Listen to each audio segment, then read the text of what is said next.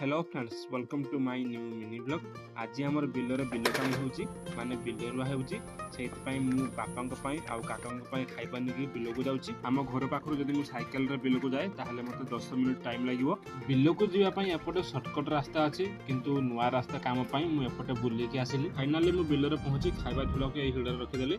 आ एही बिल रे हमर बिल काम होची आहुरी बहुत बाकी अछि बिल रुया पई। एबे आपण माने देखि पाखरे एही हिडर रे केते कादो अछि जदि टिके भी गड़ खसे ताहले डायरेक्ट जाइकिना पानी रे पड़ जिवि। आउ संग माने एबे मो हाथ भितर जे अछि से होउची सेही इंजीनियर महाशय जे कि समस्त बिल को पानी जीवा पई ड्रेन करे आउ से पुनी बिना पैसा रे। एबे देखंतु संग माने एपट साइड बिल ऊंचा आउ एपट साइड बिल गहिरा आउ सेही इंजीनियर महाशय पई केमते पानी सब गहिरा बिल को पळे आछे। आपण हठात देखि कि जानि परिबेने जे बिल को पानी आछे बोली होल से देखला पर जे जानिबे। आउ संग माने आपण को जदि वीडियो टी भलो लागितो तो वीडियो को लाइक आउ चैनल को सब्सक्राइब कर देबे।